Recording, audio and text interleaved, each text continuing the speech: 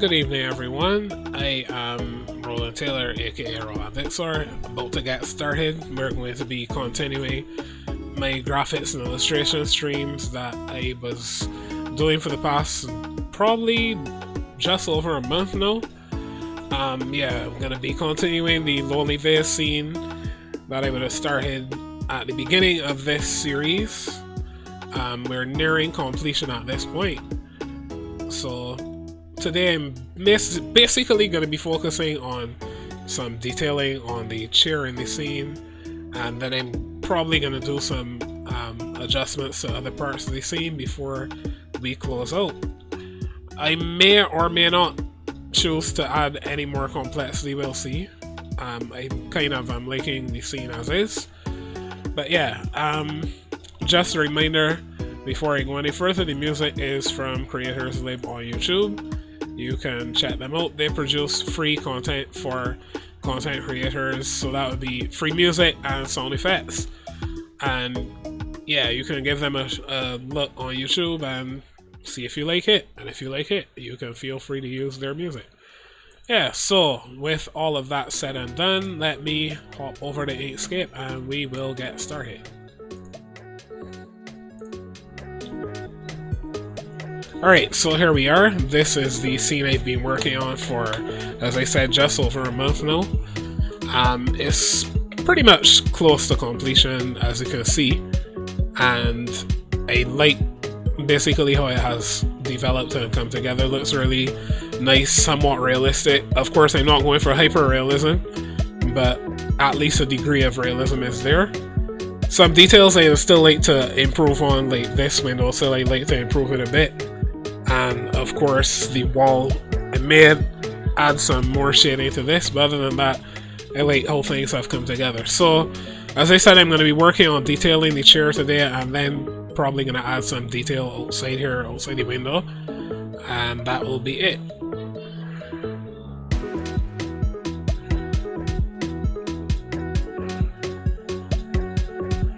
Just a second, folks.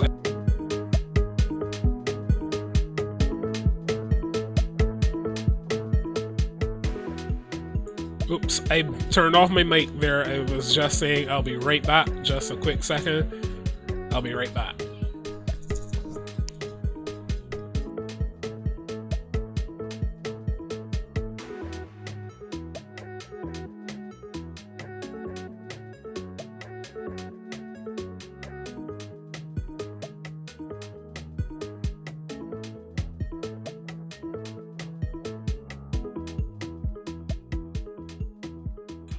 Alright, I'm back.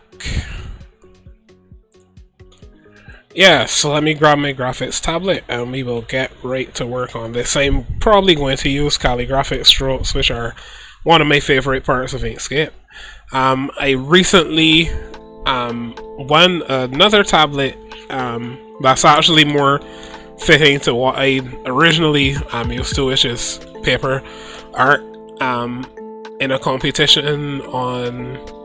Well, it was a giveaway really on Margaret Owen's YouTube channel, but I still have to figure out how to get it to work, if possible, with Inkscape.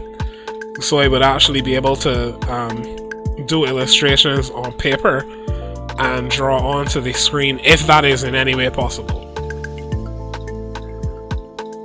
Alright, I'm not sure if this color here is dark enough, because I'm not actually seeing it. Still not seeing it. I wonder if I've been drawing in the right layer. I did not remember to check. So let me just check this quickly. Okay, I'm gonna undo everything there just to be sure.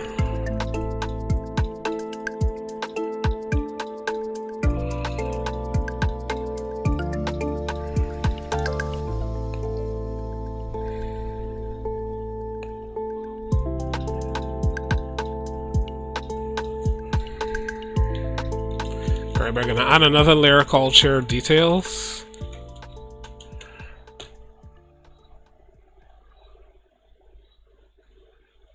That wasn't supposed to go inside of the other layer. That was accidental. So let me just move chair details out and now we can start drawing it here.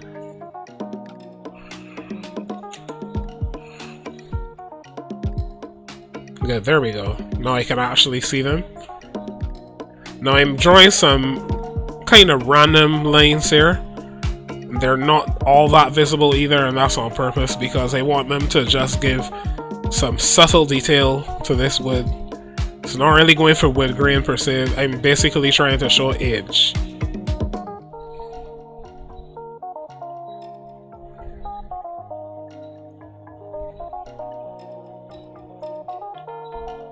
Alright, I'm gonna switch colors here a minute and make this a bit thicker. Okay, that's way too thick. Actually, let me check something because... okay, good. Stroke is not on.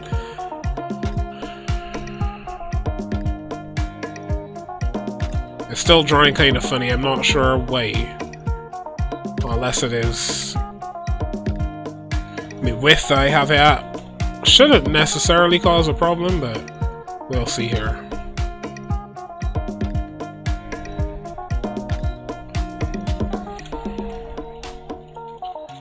Not sure why it was drawing so thick all of a sudden. Maybe some lag on my computer or something is causing that. Could be. Because I find if my computer is laggy, then I get this issue. Yeah, probably is just the computer, because no matter what thickness I choose, it is doing that. Alright, let me just make sure I have this. This is the right tool selected. Trace the lightness of the background by the width of the pen. Alright, I think that one also should help. Not much though, obviously.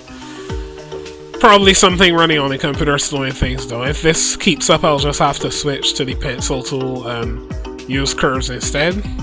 Not my ideal choice in this particular instance.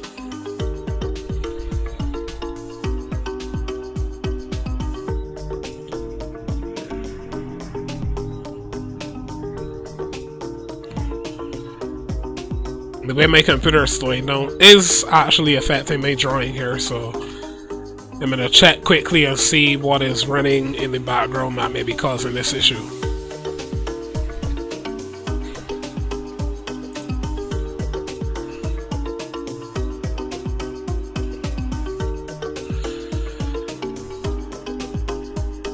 Okay, well, there seems to not really be any culprit per se, so I'm not really sure what's up.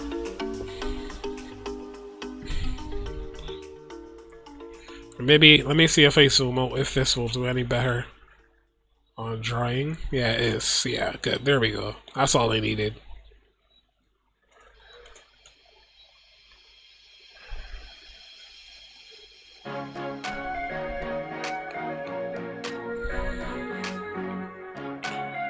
I'm gonna just keep drawing these lines over the chair like this to determine where I want those signs of age to be, and after I'm done drawing all these lines, I'm going to then adjust the layer blend mode and blur, of course, as I've been doing for mostly everything else. So this process is kind of, it's a little tedious, but it is also kind of redundant, or well, not redundant, repetitive I should say. It's kind of repetitive and it can kind of get boring after a while if you are the kind of person who likes to, you know, keep switching things up.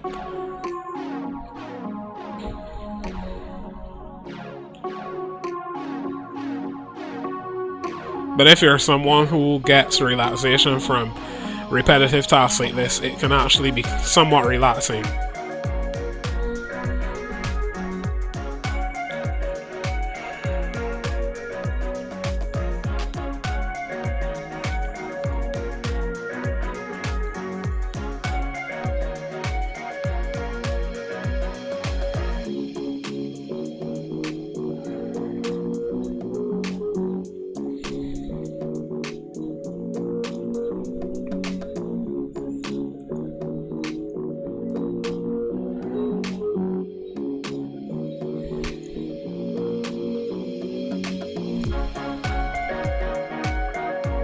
Now, it may look like what I'm doing is random, but it is actually not. And basically what I'm doing is I'm making kind of like a very extended S shape when I move my mouse. Well, not really the mouse, is the the pen on the tablet. So when I do this, I'm actually creating curves that form in pretty much the same way each time, but they look a little different, and they may sometimes change the angle, but it's pretty much the same shape. And the reason for that is because you'll find that in real life, even if you have like scratches on something, they tend to follow a certain kind of pattern or whatever.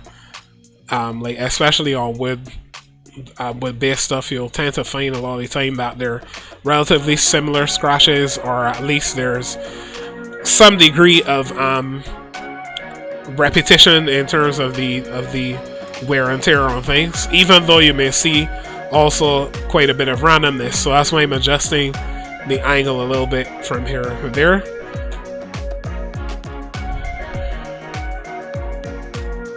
And that gives you the impression of something a little bit more realistic.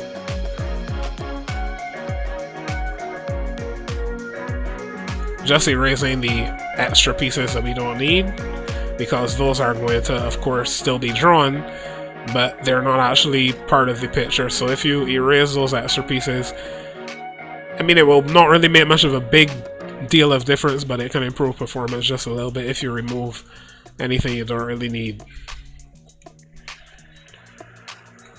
Another thing that you can do to improve performance, after creating everything, you can select all and use union, and that will turn it into one big object, so it's not having to keep track of all these separate paths. It's going to take a little while to join everything together, of course. There we go. I know they're also using one color, which I will change in a short space of time. Just need to erase another piece here from this corner.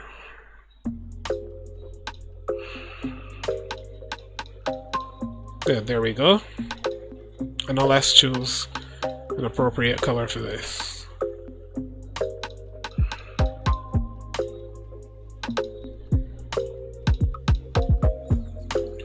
Alright, now I'm going to adjust the alpha value. And then blur it.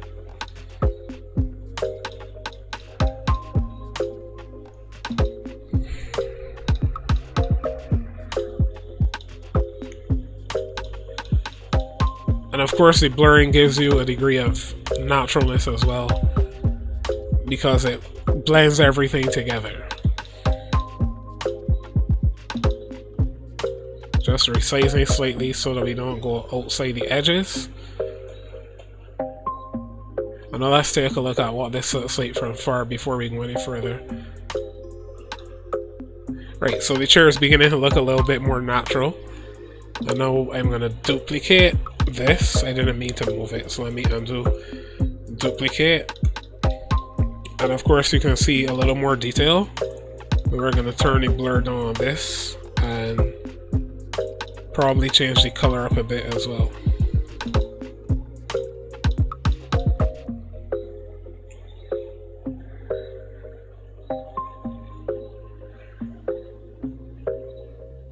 Bring it a little closer to the color of the chair itself.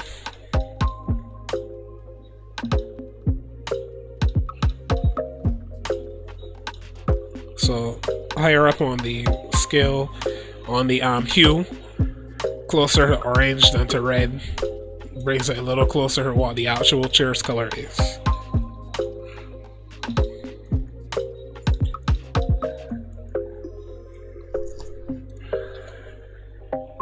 Now another reason why we did this duplication, the blurred part now gets a degree of depth to it by duplicating and turning down the blur. So it looks as though these are either scratches or some kind of wear and tear in the wood itself.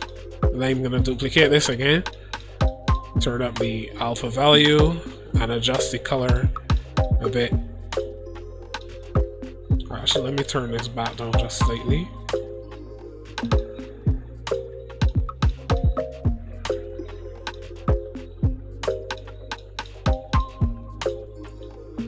And then I'm going to turn up the blur on this one.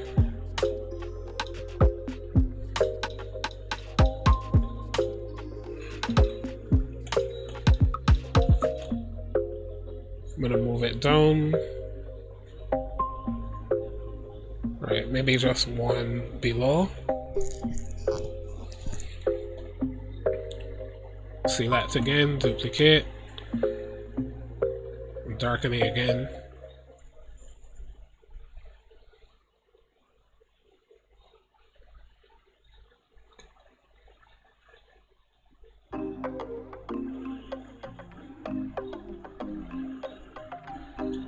And I'm blurring again.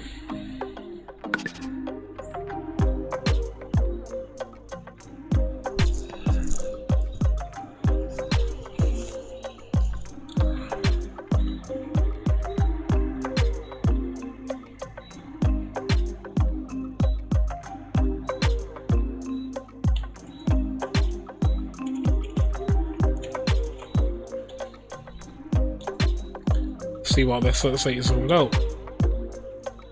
Alright, good. Now this layer itself, I want to add a blend mode to it, so I'm going to lock it and select the layer and then go to blend mode and choose a new blend mode for this layer.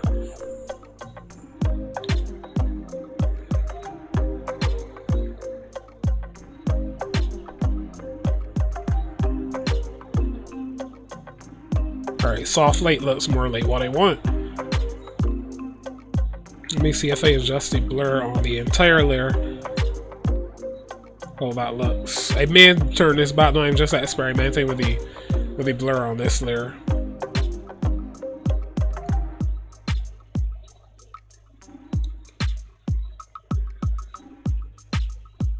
Alright, I think I'm gonna actually duplicate this layer and do some layering in a different sense now, the layering being different copies of the layer in different blend modes and different levels of blur, of course.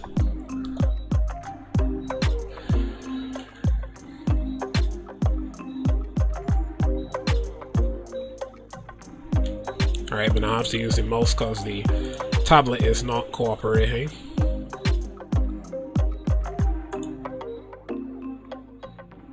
Or maybe it was just Inkscape moving a little bit slow, my bad.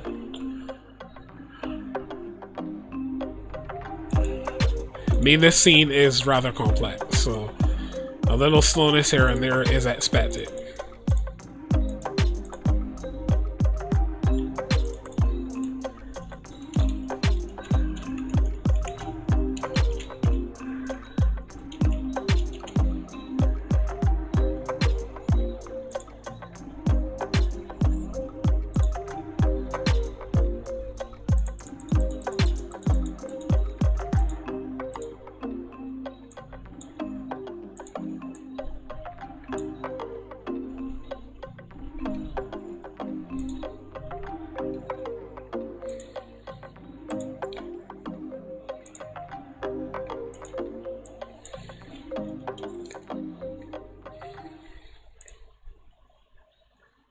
Okay, now I want to add some more naturalness, to coin a word, to this chair. So I'm gonna actually add an overlay that has a gradient, or I could use circles. Either way it works. So let me use circles for this. If I use a gradient, it will just be coming from one side to the next. Or if I use circles, I can have a little bit more control over that. So I'm gonna use circles instead. Let me add a new layer.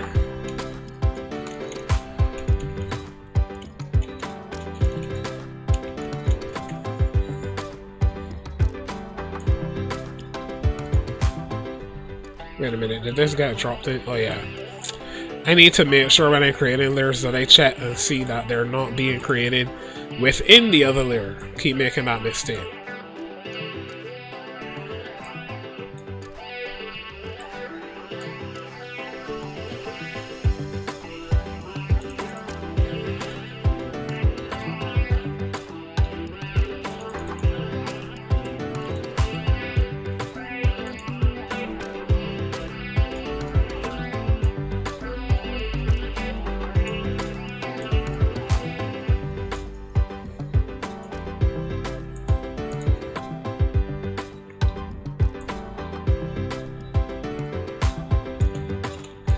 Now, for those who've never watched me before, this is a technique that I often use to increase realism.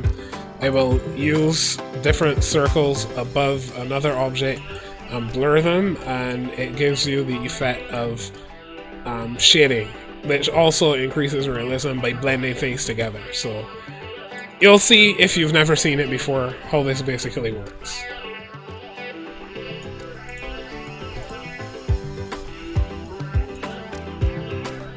I am planning to get back to some more structured graphic streams covering different techniques and topics in the near future, so you can look forward to that probably in the next few months. I still have to do some planning in terms of exactly what I'll be covering, but I do plan to get back to that more structured stuff again. So if you have any suggestions or questions or ideas or whatever, make sure to drop them in the chat wherever you find me, or send me a message on my website and I will see what I can do.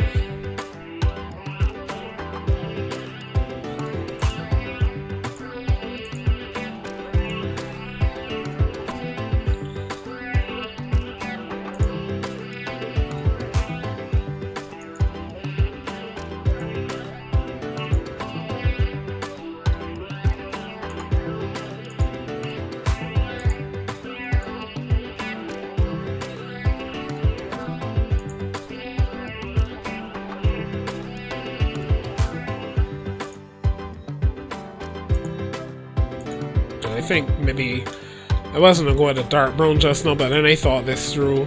To make it more realistic, a lighter brown is going to work best, so I'm going to go with that.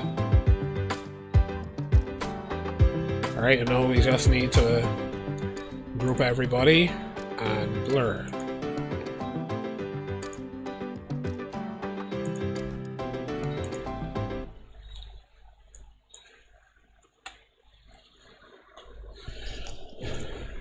Alright, now that is done, let me duplicate. And I can kind of use this, not so much like a paint brush, but I can kind of paint shading across the chair itself. Just need to make sure not to go above it. So if it does go above it, all I need to do is resize the object and then move it into position.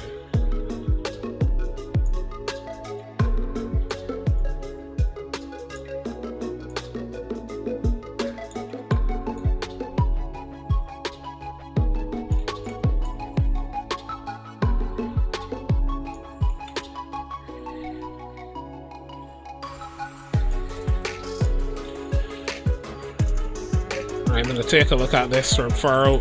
Still need to adjust some things here to get this to work exactly as I want it. So let me see here. I'm going to just close up all this stuff. In fact, I can hide objects. I forgot I could do that. Oh, I didn't even realize this layer had blur on by default.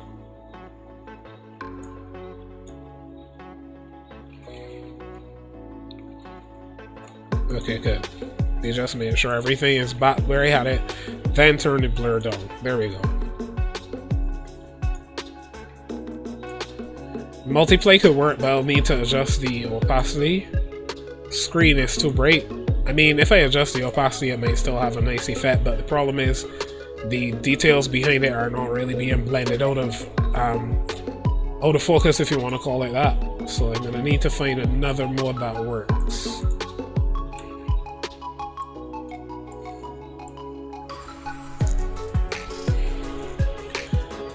This is one of the differences between using vector graphics and using raster graphics, where you're painting, in that with vector graphics you basically have to simulate painting, whereas with raster graphics you can just directly do what it is you're trying to achieve. Different mindset required to achieve your goals, but same result. At least most of the time, same result. You know what, I think screen isn't actually that bad. I might be able to make this work. So let me try something here.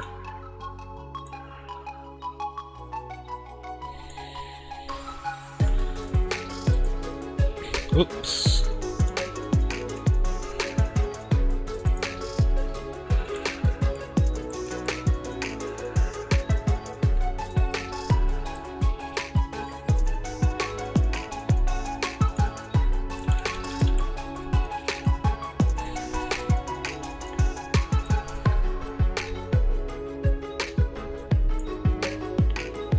Alright, that looks pretty good there. Now I'm going to duplicate this layer. And I don't really want the chair to be all that bright, so I'm going to try a different blend mode and see if I can come up with a result that I'm satisfied with. Okay, obviously not color burn to red.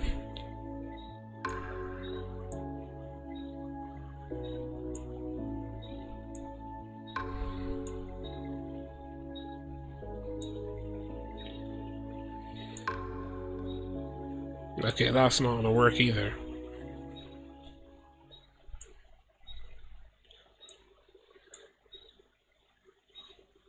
What I may need to do is just add another layer and darken things back again, or maybe, I wonder if I can duplicate the chair itself. That could work. Right, duplicate layer and move this up to the top here.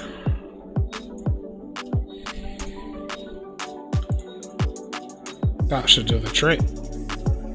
Good. There we go.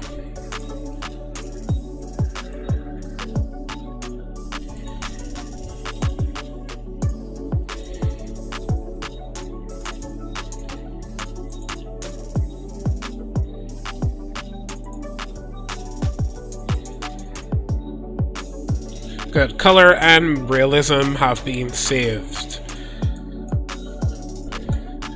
by the mighty duplicate.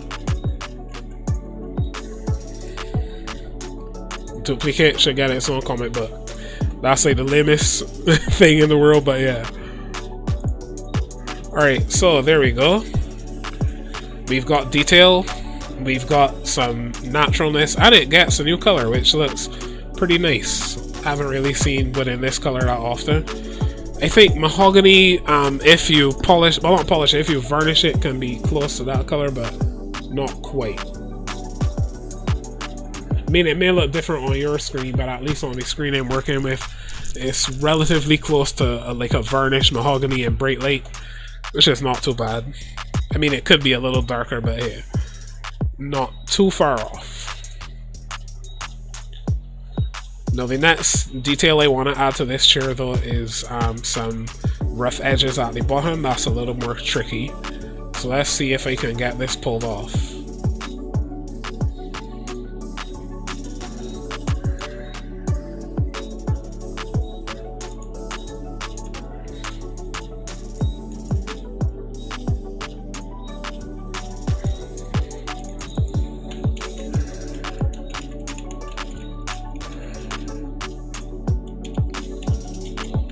Right, so we're going to work with the new layer, chair rough edges, and I'm going to add my favorite thing, of course, some calligraphic strokes. But this time I'm going to just do some very light strokes at the bottom here.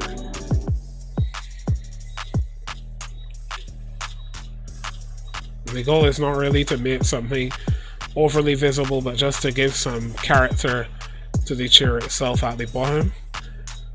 I should have actually put this layer below the other one, or maybe even lower than that. Alright, I'll put it to the bottom of the chair layers. That should do the trick. Good, there we go.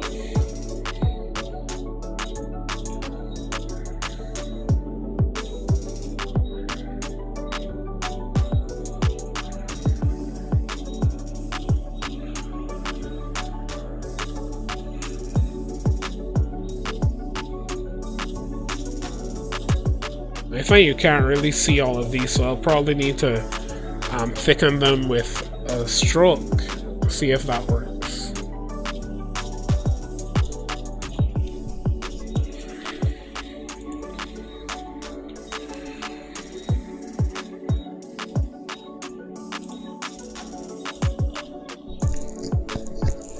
Oh, there are actually not that many of them at all. Or at least it seems that way. Am I even in the right layer though? No, I am not. That's why. Somehow I deselected the layer I was supposed to be working in.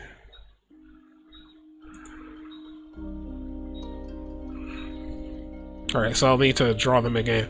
But that does allow me to increase the thickness, so we shouldn't need strokes to show them up. Okay, missed it. I forgot strokes were enabled, so it would just basically use the last set of fill and stroke details that I had on the tool.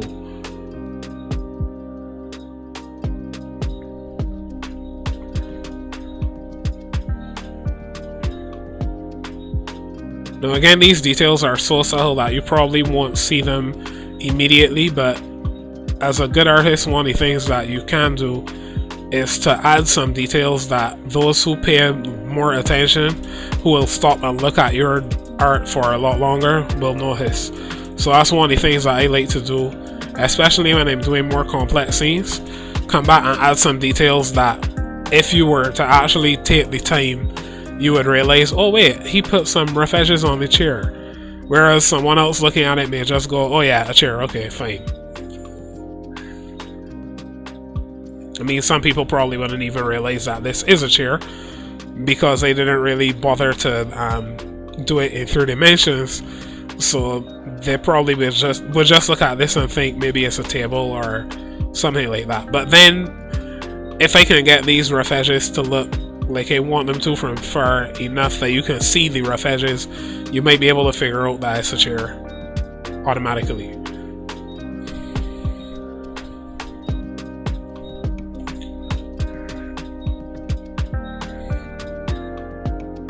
But I'm still not actually seeing them though.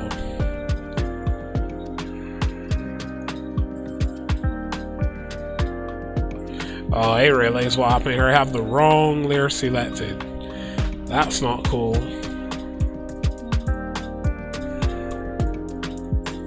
Alright, so let me move these to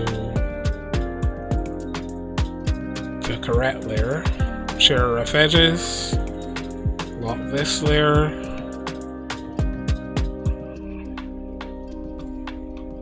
Still not seeing y'all. What happened? Are they just that small that I can't see them? Yep, they are just that small. Can't see them from far. Okay, now I zoomed in way too much by accident.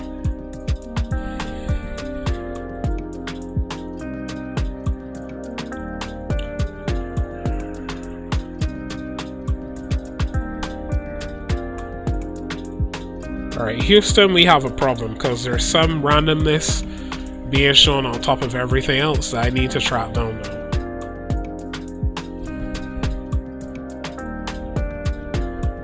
Oh, there it is.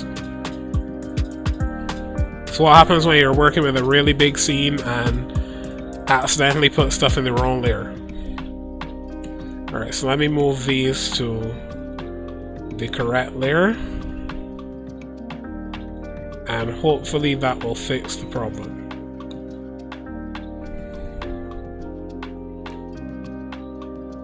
Okay, wait, they are in that layer, aren't they? Or are they? Because it's kind of hard to tell. Okay. Alright, what I'm going to do is lock this one so I can make sure I get the correct selection. And try this again.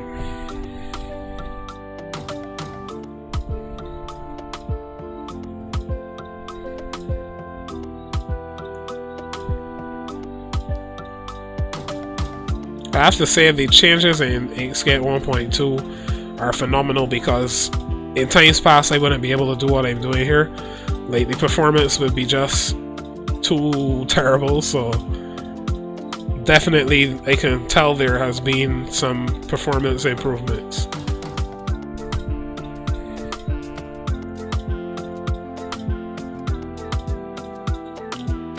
My system hasn't locked up yet, that's a shot.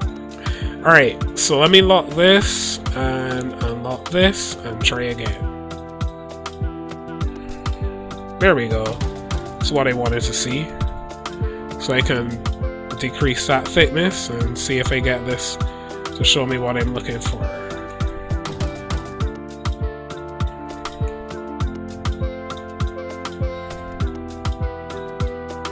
Good, there we go.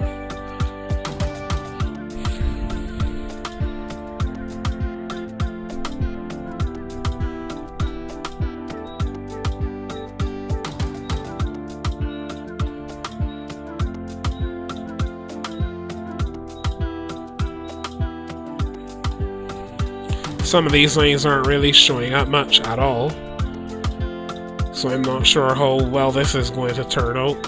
But that's, again, what happens when your system just can't keep up.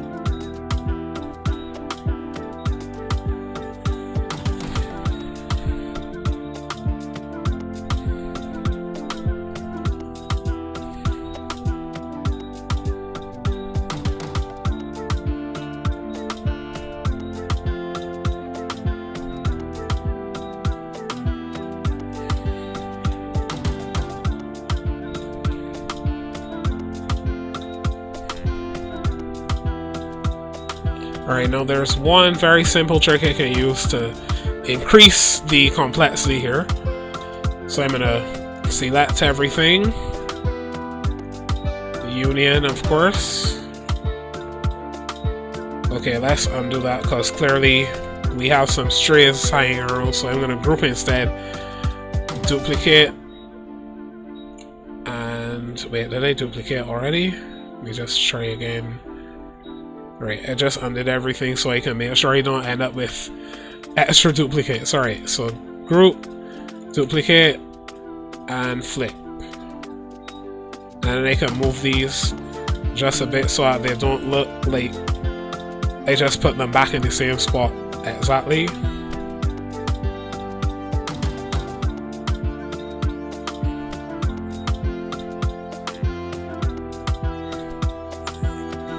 Duplicate again, flip, just drag this stuff into position.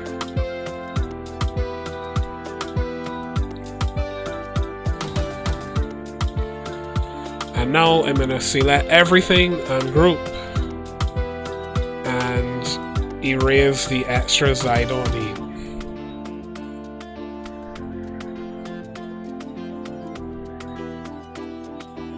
Now if you're seeing some areas that are not smooth, that is just simply my system not catching up because the scene is so complex. But if you're on a better, more modern system, you shouldn't run into any issues.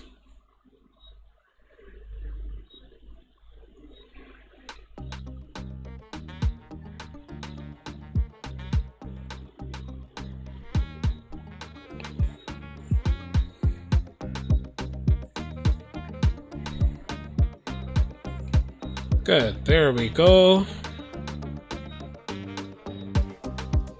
Much cleaner now.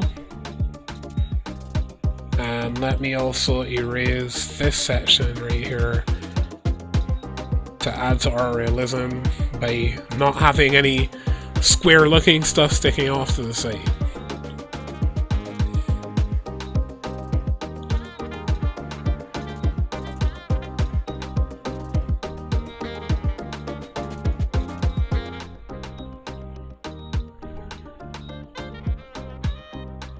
I'm gonna just remove this stray right here.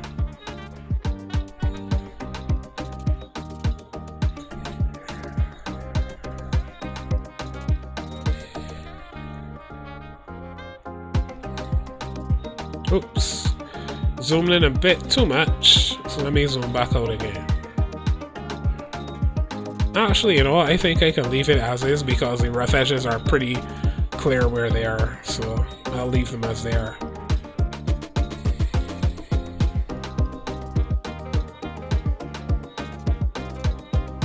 Only adjustment I'm making is to move them up just a bit, because I don't want them to be overly obvious. Still want them there, just not overdone.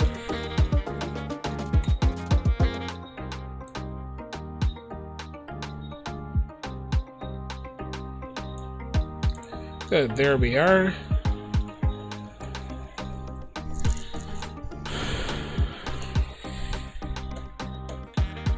Alright, so chair is pretty much done. I don't think I'm going to add anything else to that. And we can move on to the background stuff in this window right here. So let me just check something quickly and see if I wanted to add anything else. I know I'm supposed to add a tree, but I don't remember. Okay. Yeah, it's supposed to be grass, a building, some more grass on the other side with that building, and a tree with a bird in it. So I'm going to try to draw the tree today.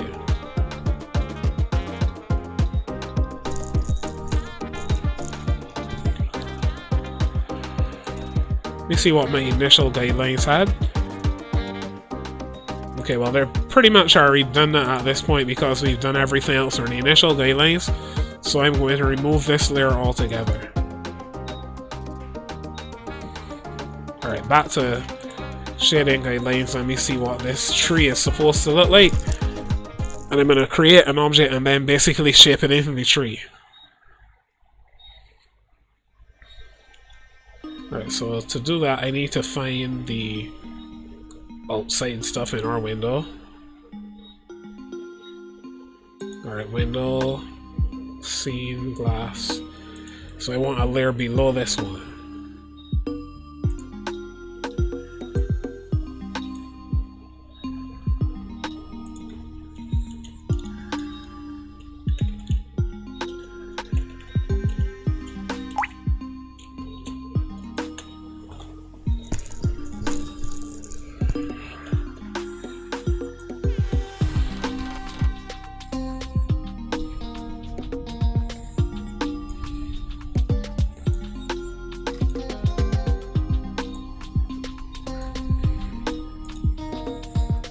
Alright, everything is in place, so now I can create the object to turn into our tree.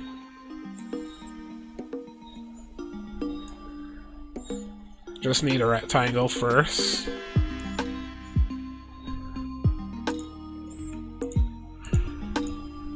Okay, why can't I actually see it though?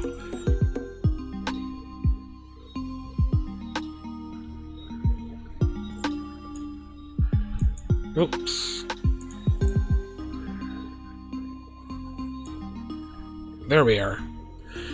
Alright, I forgot. When I put the scene above that, I'm not gonna see it. That was kind of dumb on my part. Alright, so let me lock the glass and the scene so I can move the tree only.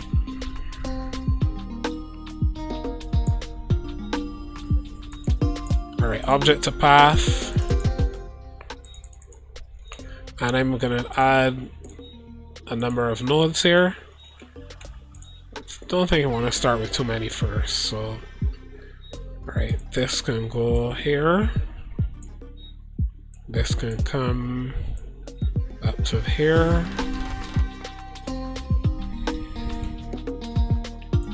This one can go here.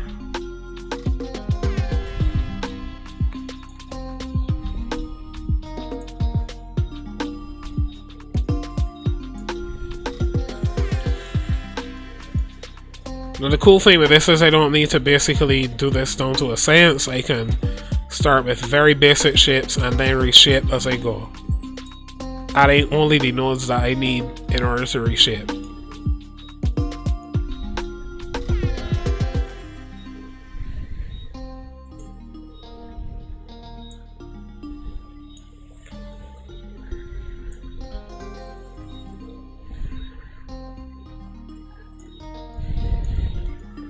Alright, so we're going to add one right here.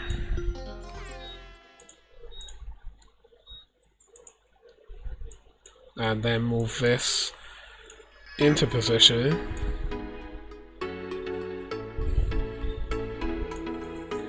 And then another one here.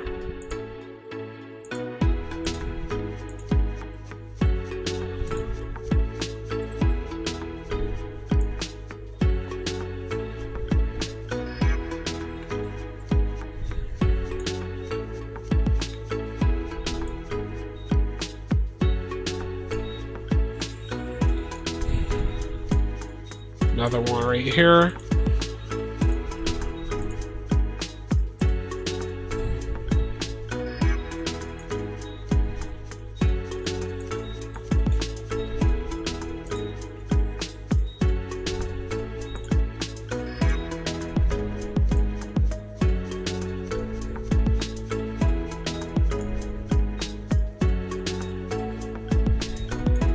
So by using a method like this, by the way, I am avoiding not only duplication but complication, which can lead to lower performance. So it keeps things only to what you need, allows you to still get good results, and of course it makes your process a lot easier.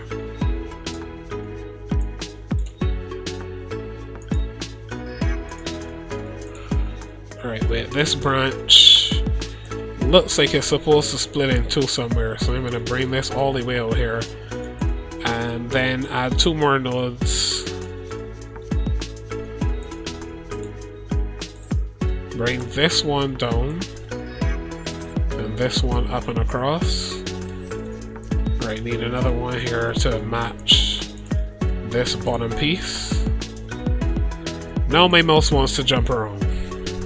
Not sure what it's so happy about.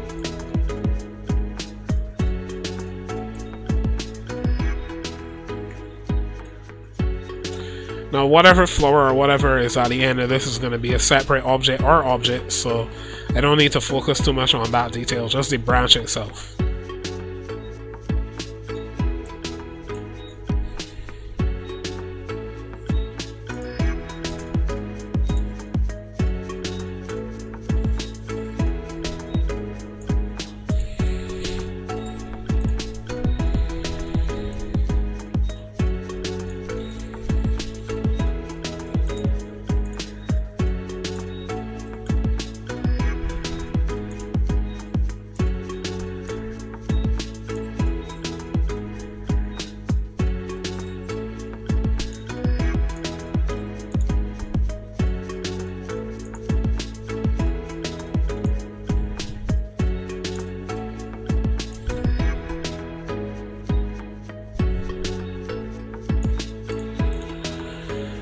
Alright, so that bottom piece down here is roughly in place.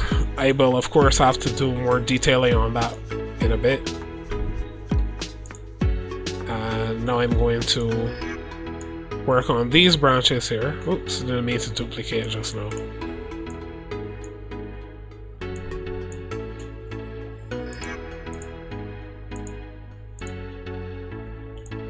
Drag this all the way over here, giving us a nice divide. And then we can add another one, another node right here. Drag this to here.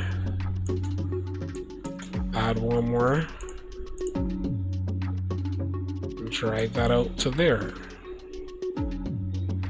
Right, let's actually drag it right across, as I just realized that there's some more stuff here. Oh no, I see what that is. That's grass.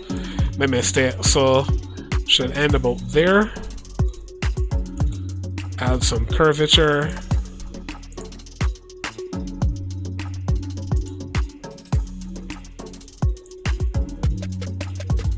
Right, let's make this a corner so we can adjust those curves independently.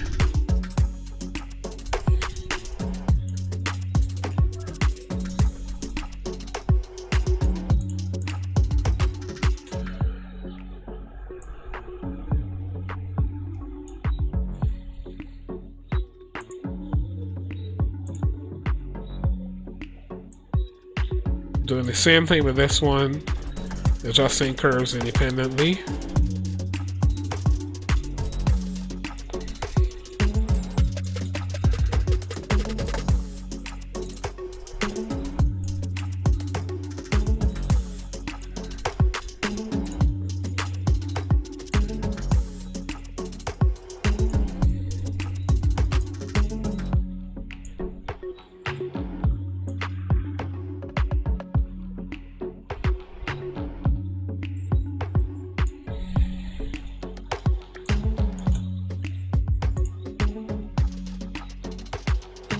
Did I even have anything selected? No, I didn't.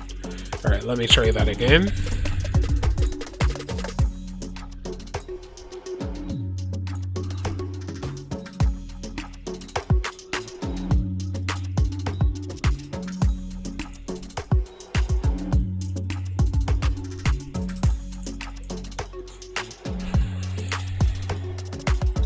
Alright, this one can be dragged right down to this corner. You in your small corner, and I in mine.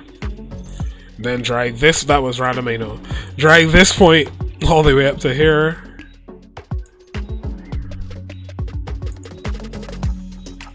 Oh wait, this should have been a curve, my bad.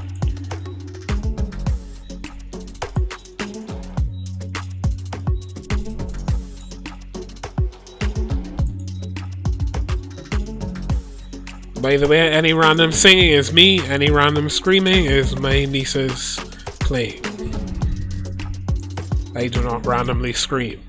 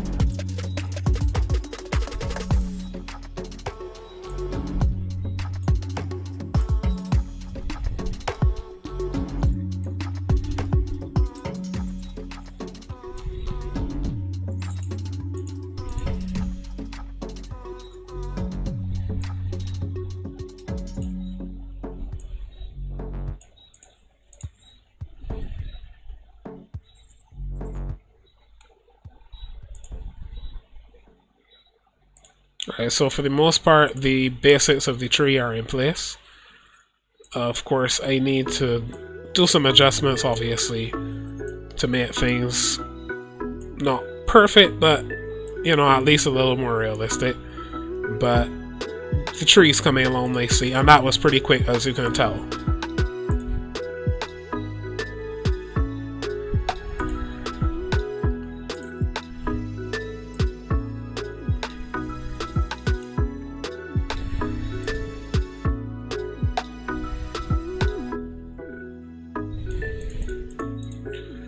Okay, so I'm going to turn off the shading guidelines for a second just to see how this looks. This part up here probably could do with a little more thickness, or maybe I could add some leaves or something, and this part needs a little more curvature, but otherwise, for the most part, the tree looks pretty nice and normal. It doesn't look like it comes from an alien planet. I mean, it might, but it doesn't look like it.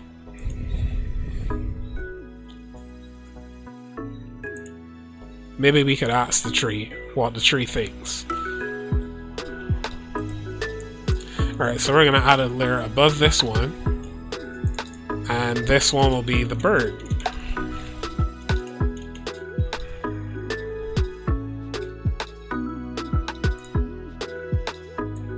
Now I am not going to try to get fancy. I would draw a better bird by hand, but I'm not going to try to get too fancy in terms of realism on this. So don't expect it.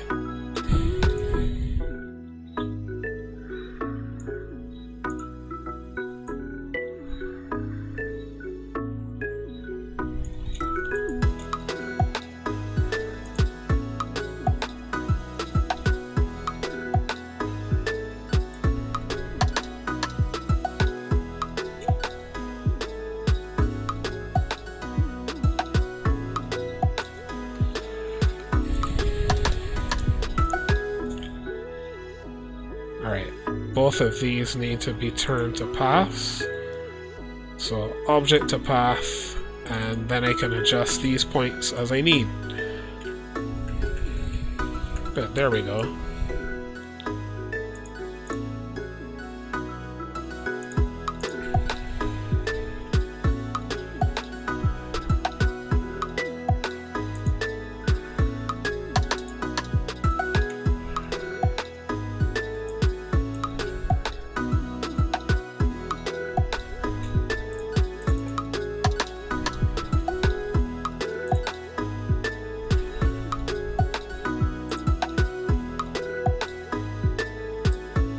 I just noticed something though. This bird is being rather nosy because it's sitting right outside their window and looking in. I mean, like straight ahead, paying attention to everything. It's not even trying to hide it, but it's telling itself, "I'm a bird." Nobody's thinking about that. Y'all wouldn't even have a clue. I bet he goes then and tells his bird friends about what he saw.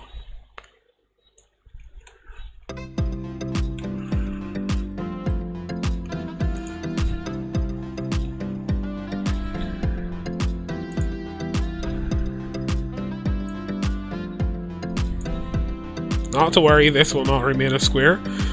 I am quite bothered by how disturbing that looks, so I'm going to fix it. Whoops, selected the wrong thing there.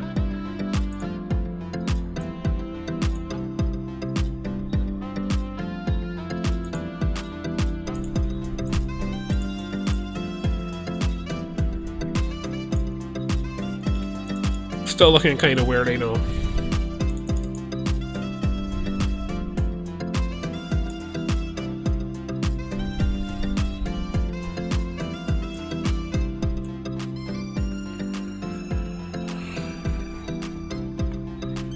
Alright, I am clearly too zoomed in, so let's try this again.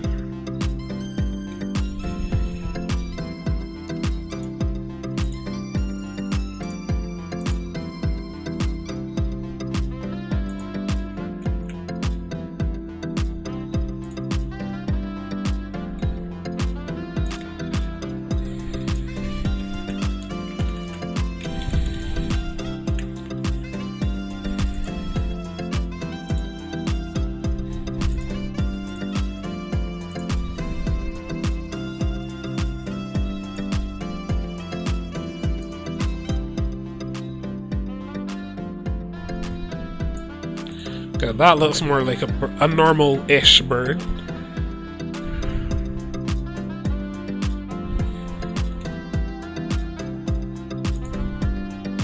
I'm gonna try a strategy here I've never actually done before. I'm gonna curve the edges of this by an appropriate amount.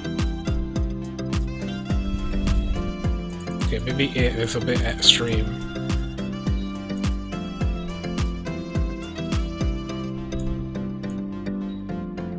And put it in between the eyes.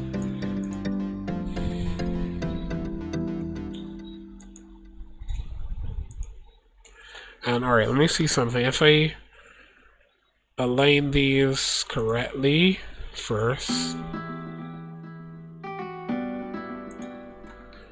Let me just... oh wait, I need to group them too. I forgot to do that part.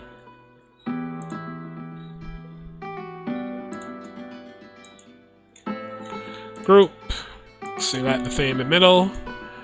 Make sure everybody's nice and centered. And I'm gonna... as soon as my mouse cooperates, I'm going to select this thing in the center here. Resize. Okay, not so much. Maybe in... wait, snapping is turned off. So why is this resizing so poorly? Probably just my mouse. Alright, I'm going to try to get right between the eyes at the right size. Was not intending to rhyme, but I do it all the time.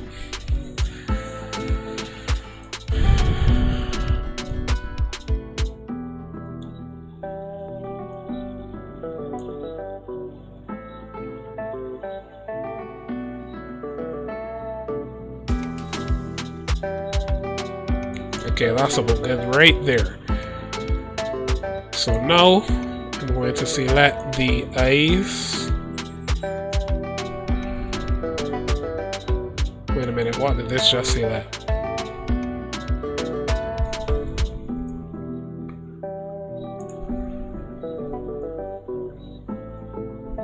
Somehow it selected the window. Okay. Alright, I'm going to need to turn back on object mode so I can actually see what I'm selecting. Right, this is what I wanted. Ungroup y'all. Union. select this red thing along with y'all and defidget. Is that the right thing? Oh, sorry.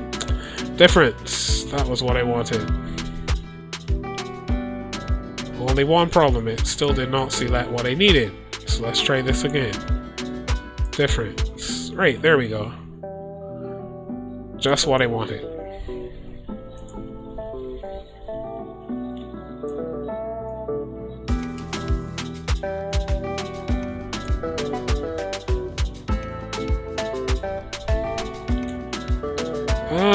Not perfectly what I wanted for the eyes, but close enough.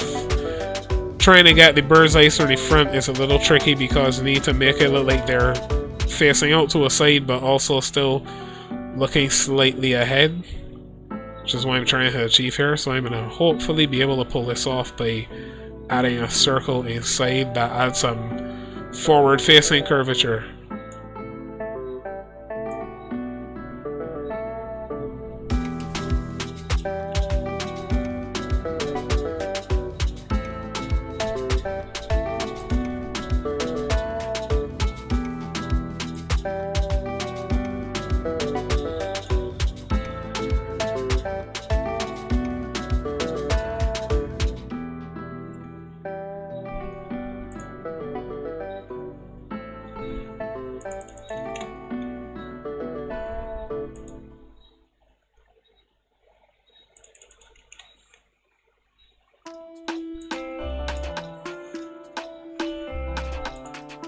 Alright, I'm going to need to resize this just a little bit.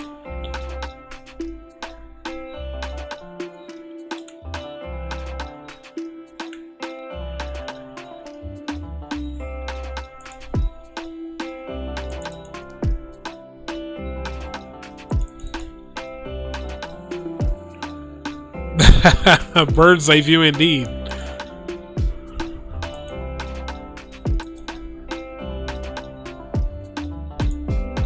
Speaking of which, that reminds me, I don't know why it reminds me of this, but it reminds me of a feature in Firefox at one time where you could actually get a kind of bird's eye view of your webpage in 3D, and then they kind of just dumped that feature. I was so disappointed because it was so cool. And it was also surprisingly useful. I thought at first it would be just a toy, but like for working out the index and that kind of stuff, it was so cool. Funny how some of the best innovations just come and go. And usually it's based on, after doing extensive user research, we figured that no one was actually using it. Which is not true. But because they didn't get like 50 million users at once, you know, they just dump it and pretend like no one wanted it.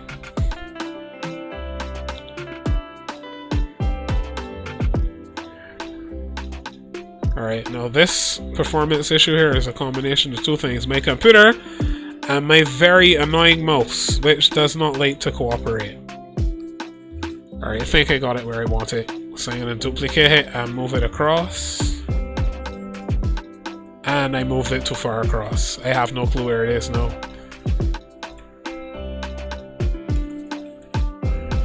Okay, where did it go? How is it jumping from there to the... What?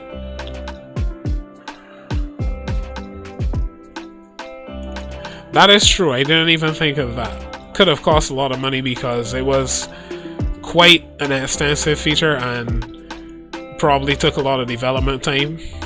And I guess being that it was just for developers, it's not really going to bring in revenue. But I wish they would bring it back, or at least have open sourced it so that it could become like an add-on or something.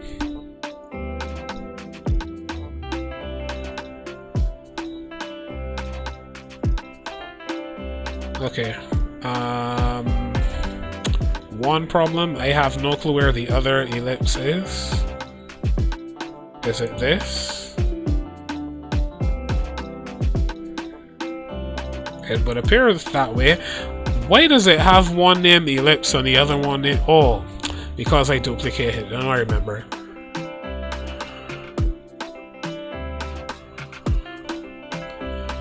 That is true. Users could have gotten involved in that one because, I mean, Firefox is open source. That's one of the issues with doing open source is sometimes we users put in a lot of speaking, like I'm doing, but don't actually put our hands where our mouth is. Wait a minute, I just realized this has some stuff in the wrong places, doesn't it?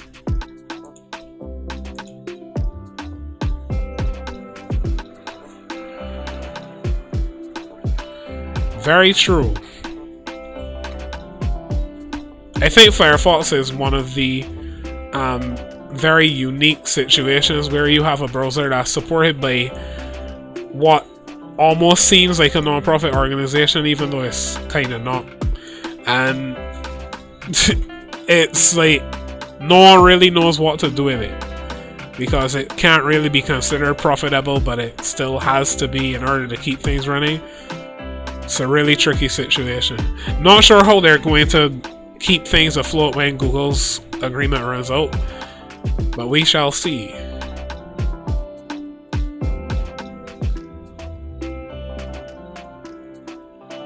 I'm actually proud of myself. I got bird's eyes done correctly. That's shocking.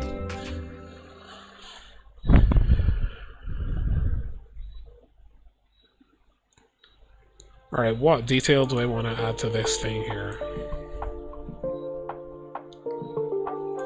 One of the problems I'm having here with designing this bird is I don't have any real life like blue jays and blue tits and all the other stuff to observe.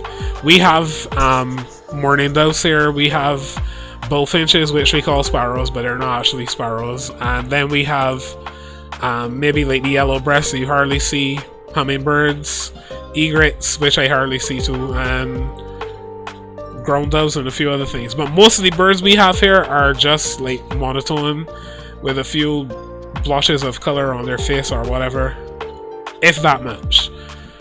So I don't really have the template to work from other than looking at pictures online to see what other birds look like. And I'm a person who likes to observe stuff in person.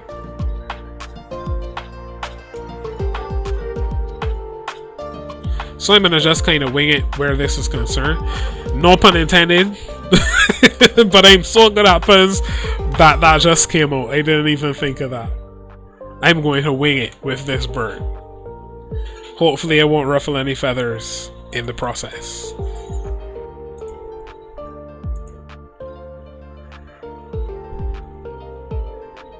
Anybody who hates puns will be absolutely henpecked by me just now.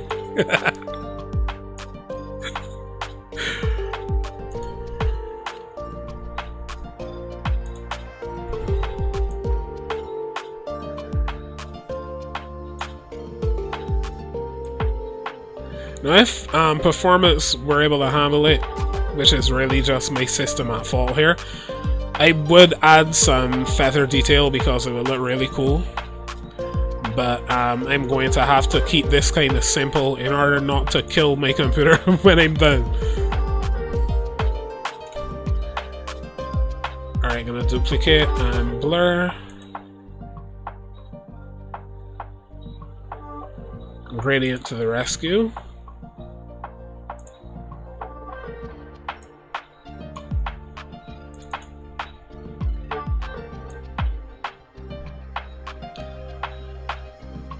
Oh yeah, I did think of that. I just tend to be a little lazy. And that's quite frankly why I have not turned off filters yet. Because I was too lazy to just do this.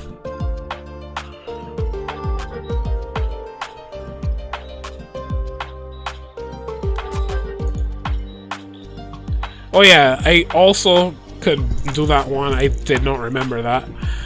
I think why I had turned up my filter so high was because of the kind of work that I normally do when I'm not doing stuff more or less. Oops, not document properties. When I'm not doing stuff for fun, I tend to like to see what the final result will be. And so I usually have my filters turned up a little higher. Where is it now? Behavior, I think. Oh yeah, I forget I can search. It's right there.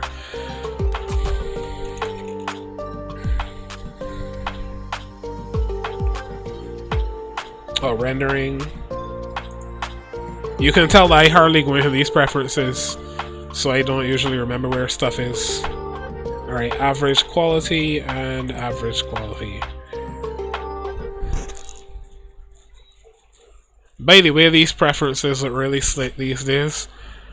I mean, not too much has changed, but I do notice subtle changes, and it looks really nice. The switch to GTK3 in recent years, and then just, you know, minor changes in terms of layout and stuff. I'm really loving how things look.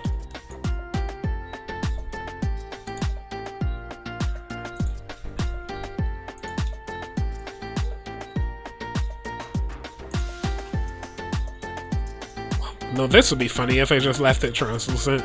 That would be so funny.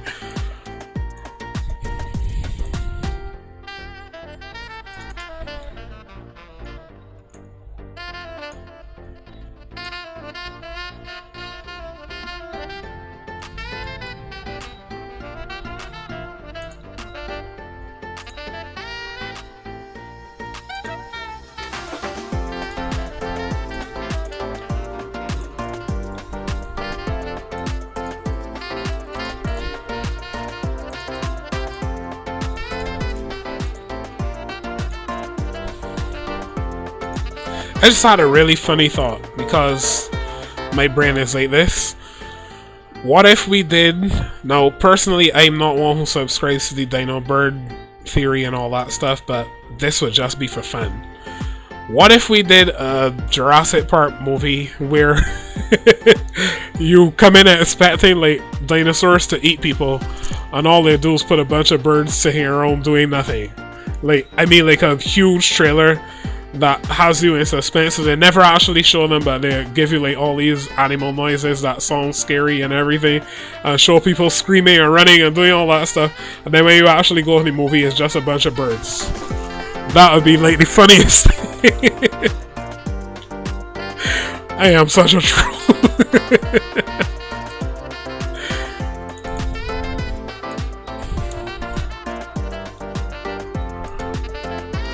It would be so funny, just a bunch of them just sitting around, like, loping around, just looking at people.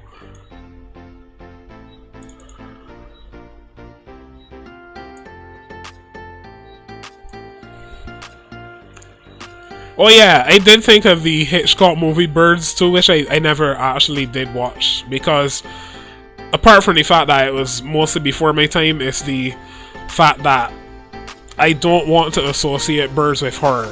Something about that doesn't sit right with me, but something like birds, that would be so cool.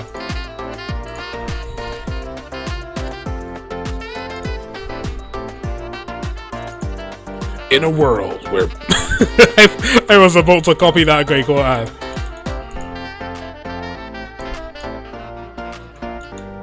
One man is on a mission.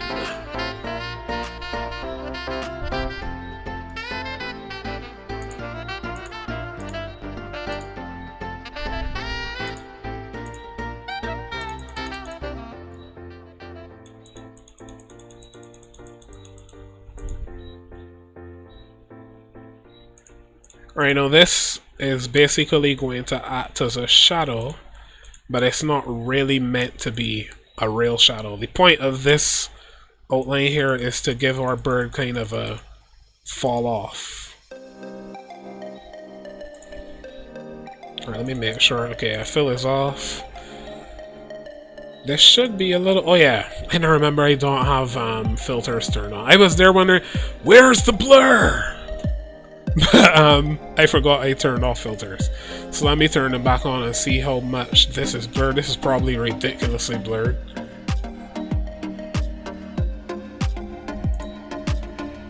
Okay, it's not as bad as I thought.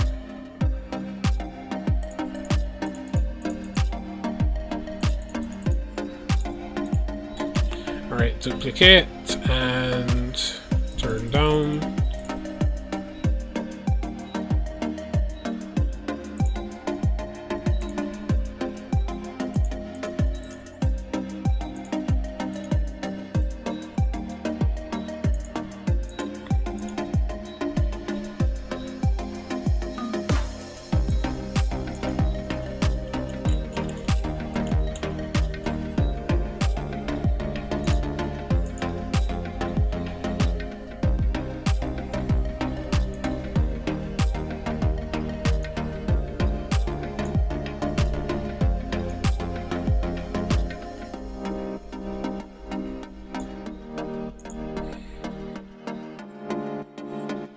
Now that shadow should not be immediately visible when I zoom out, but it should give kind of like a fall off to the outside of the bird. Yep, there we go. Kind of tricking the brain as always.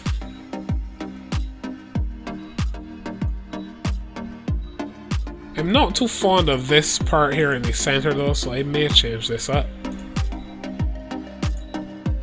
Being my detail self, I'll probably never be satisfied with this bird, so I'll have to just get something that looks relatively okay and leave it right there.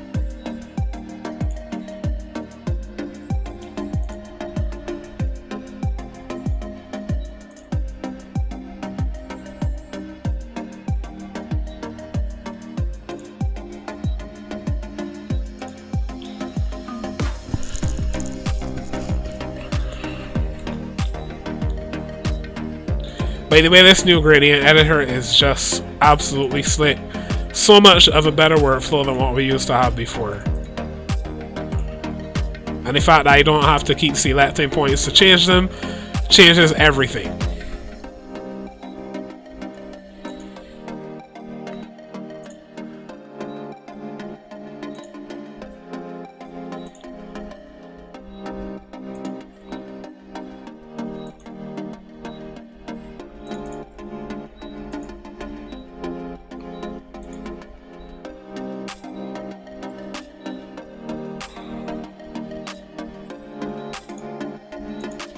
Oops.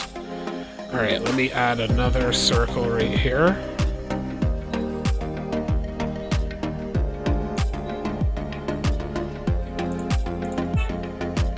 Oops, wrong thing selected. There we go.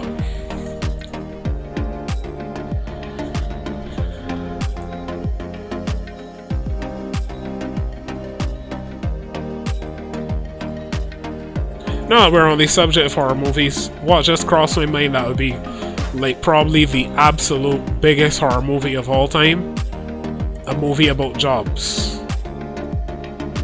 Like just a bunch of people who wake up on Monday morning and realize they have to go to work. That would be the scariest movie ever. That would probably make like 20 billion at the box office. Because people would just keep going back and crying and screaming and bawling and then telling themselves, yeah, that was good, I gotta see it again. Alright, I want smallest object.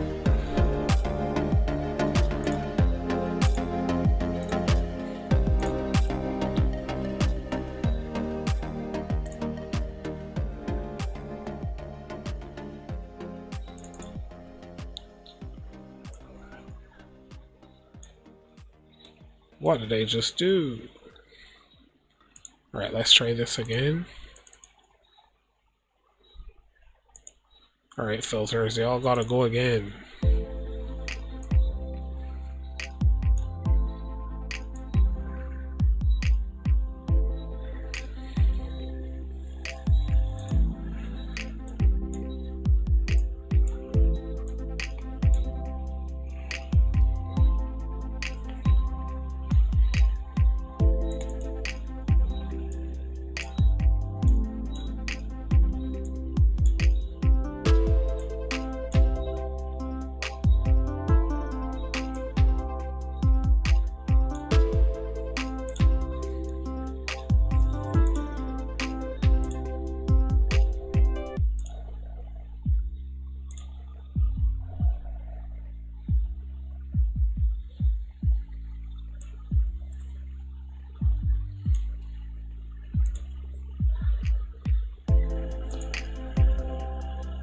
Oh, that sounds interesting. I'll have to definitely check that one out.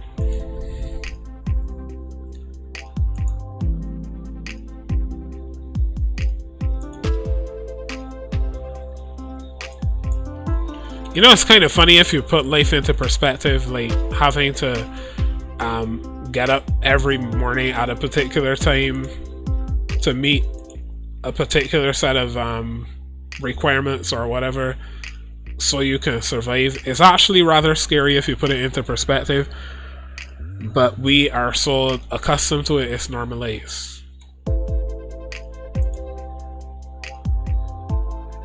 But that's just my writer's brain kicking into gear. Oh, nice. I like any movie that takes what we think of as normal and subverts it. Or basically makes us have to look in the mirror and actually pay attention to the world we live in a different way.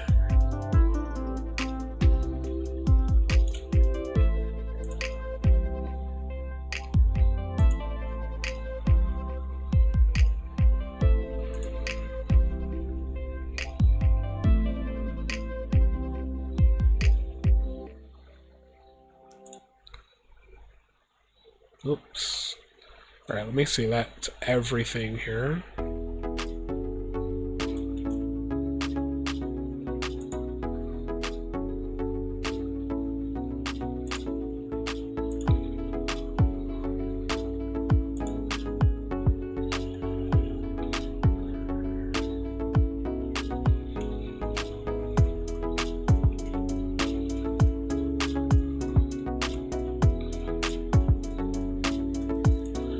Okay, this isn't too bad, but what I'm going to do is resize it because the larger it is, I don't know why I said heavy. My brain was just going somewhere with that, but I have no clue. The smaller it is, the better. The larger it is, the more you can see the details that don't quite match what they're supposed to be. So if I make it relatively small, it should look pretty realistic. Oops. My mouse does not want to cooperate. I have an anti-avian mouse. Mouse that is species-less. Even though you are an electronic device and this is a digital drawing of a biological thing. Okay, what are we selecting now? Because clearly I'm selecting the glass. Yep. Let's try this again.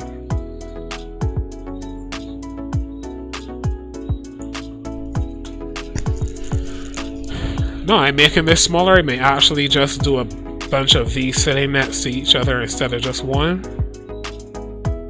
That would look cool.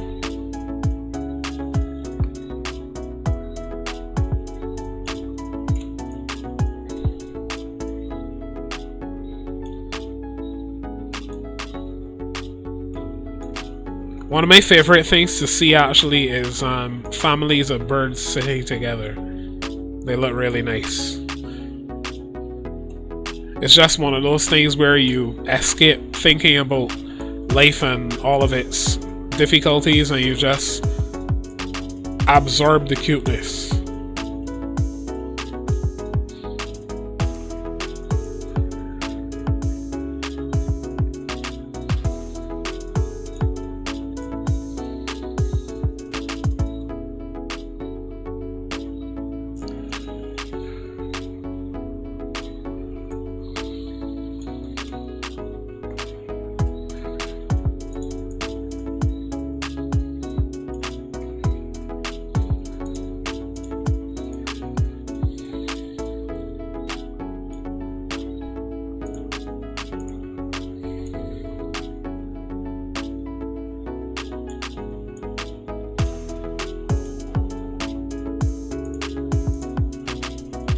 There we are.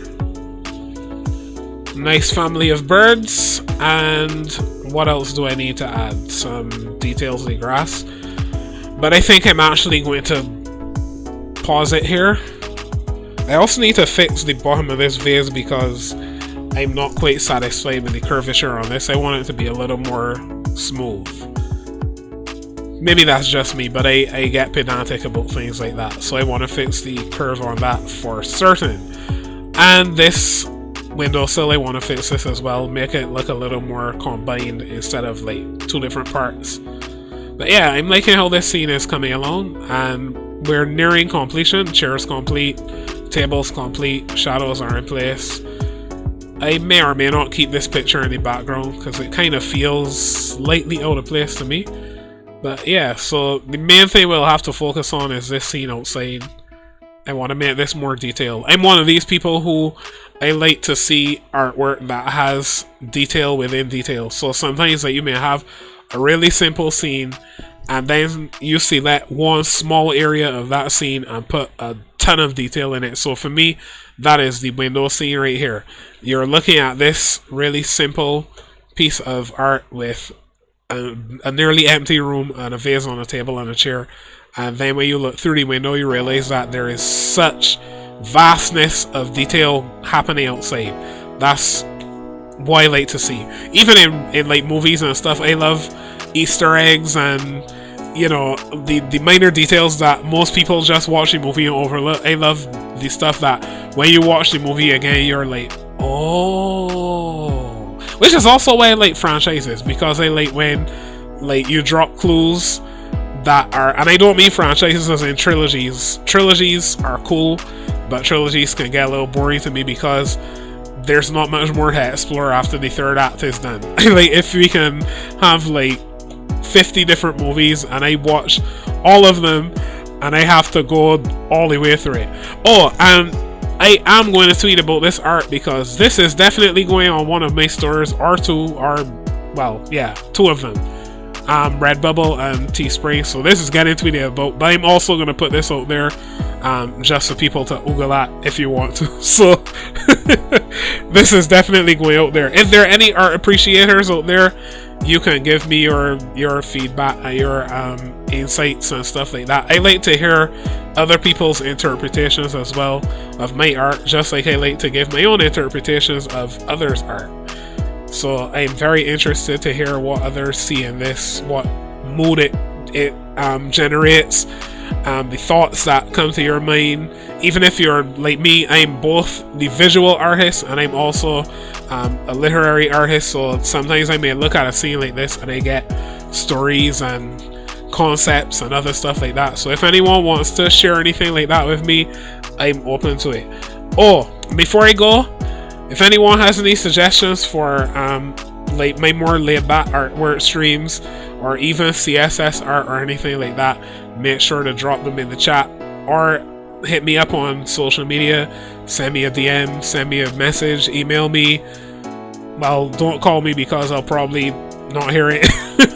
My phone is usually the notifications are usually turned off, so sorry, but yeah, find some way to get to me and send me your suggestions.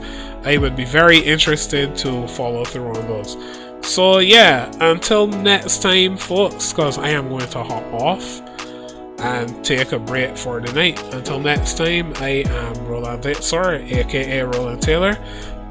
Big shout out to Martin, one of the major Inkscape developers who's been doing a lot of work.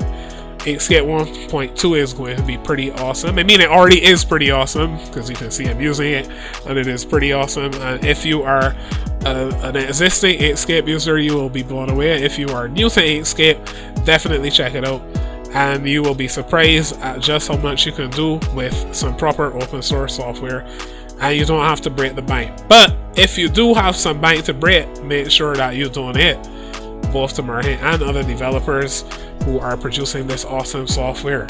So, last reminder, before I tell you to check out my stores, of course, check out Creators Lib on YouTube. They produce the music that I use in this stream and also sound effects. And of course, you can check out my stores as I mentioned. You can go to my website, rolandditsor.pro/streaming, and all of my stores are listed there. And you can also go to my Linktree, link.tr.ee, I think it is. Yeah, Linktree/rolandditsor, and you'll find all my stuff there. So yeah, make sure you like, share, subscribe, stop whatever you do. Well, don't stalk me because that is creepy, but follow me on social media and see you on Thursday for my CSS stream. Right, I am out.